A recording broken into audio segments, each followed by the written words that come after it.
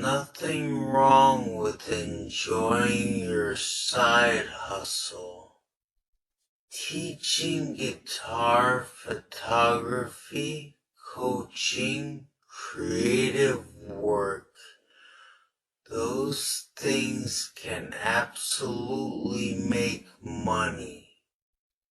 But enjoyment alone does not make something a good business. What actually matters is whether your side hustle solves a problem, and not just any problem. It has to solve a problem the buyer already knows they have. This is one of the biggest differences between hobbies and businesses. A hobby makes you feel good. A business removes pain for someone else. When people say they want a side hustle, they usually mean they want extra income. And income comes from solving problems people are actively trying to get rid of. Here is where most people go wrong.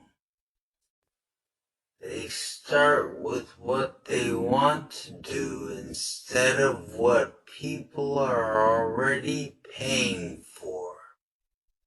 They say things like, I like playing guitar, so I will teach lessons. Or I like cleaning, so I will start a cleaning service. Or I like working outside, so I will do yard work. Those can work. But only if the problem is obvious to the buyer. Let me give you some examples of side hustles that sound good on paper but are harder than people expect. Address numbers painted on the curb, trash can cleaning, window cleaning. These are things that technically need to be done, but most people do not feel pain around them. They do not wake up stressed about dirty trash cans.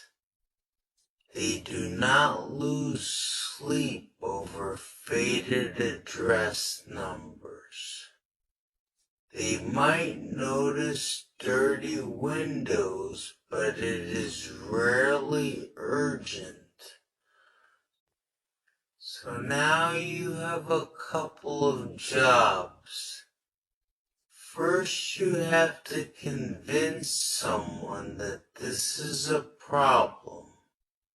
Then you have to convince them that you are the person they should pay to fix it. That is a tough position to be in. This is what I mean when I say sell what buyers are already buying. You do not want a side hustle that requires educating people that they need you before you ever get paid. The best side hustles remove friction. They meet people where they already are. Think about problems people complain about without being prompted. Things like taxes, insurance, car repairs, credit issues, time management, health concerns, business growth. These are problems people already know they have. They are searching for solutions. They are asking friends. They are Googling. They are ready to pay. That means when you show up, you are already halfway to getting paid. This is why service businesses that solve obvious problems scale faster. A broken air conditioner is a problem people feel immediately. A leaking roof is not optional. A car that will not start is urgent. No one has to be convinced those are problems. Now compare that to something like trash can cleaning. Yes, it needs to be done. Yes, people avoid doing it. But it does not hurt enough. Without pain, there is no urgency. Without urgency, there is no buying behavior. This is also why so many people struggle with creative side hustles. The problem is not the creativity. The problem is positioning. If you sell art because you enjoy making art, you are relying on taste and emotion. If you sell design that increases conversions or saves time, you are solving a problem. Same skill, different outcome. Enjoyment should be secondary. A side hustle can be something you enjoy, but it must first solve a problem. And ideally, it solves a problem that is either expensive, time-consuming, or stressful for the buyer. Another mistake people make is trying to build a side hustle that feels nice instead of one that feels necessary. Necessary always beats nice.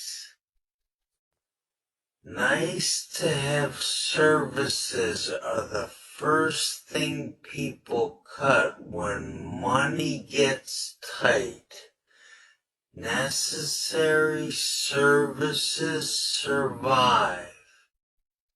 This is why the best side hustles often feel boring on the surface. Accounting, bookkeeping, compliance, operations, logistics.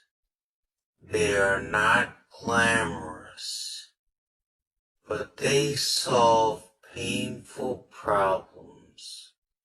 Here is a simple way to evaluate any side hustle idea.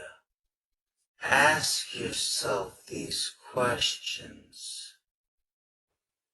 Does the buyer already know this problem exists? Are they actively trying to solve it? Are they already paying someone else for a version of this solution? If the answer is yes to all three, you are in a strong position. If you have to convince them the problem exists, you are starting behind. Another key piece is scalability.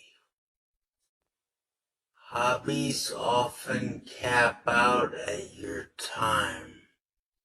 Problem-solving businesses can be systemized.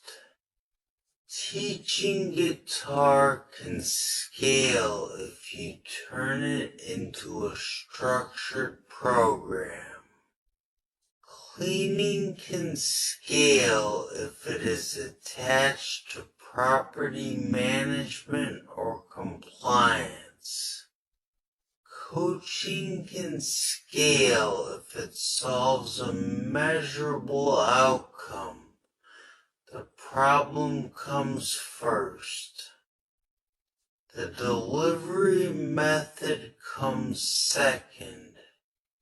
This is why I always say sell what the buyers are buying. Do not invent demand. Identify it. Find where money is already moving and insert yourself into that flow. The easiest customers to sell to are the ones already looking for help. You do not need to convince them. You do not need to educate them. You just need to show up with a clear solution. If you are choosing a side hustle right now, focus less on what sounds fun and more on what removes friction from someone else's life. You can always make it more enjoyable later. But if it does not solve a known problem, it will always feel like pushing a rock uphill.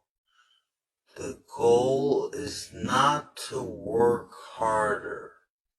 The goal is to be necessary.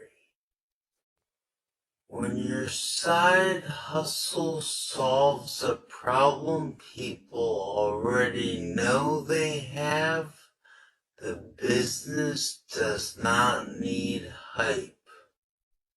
It does not need persuasion. It simply needs execution. And that is how side hustles turn into real businesses.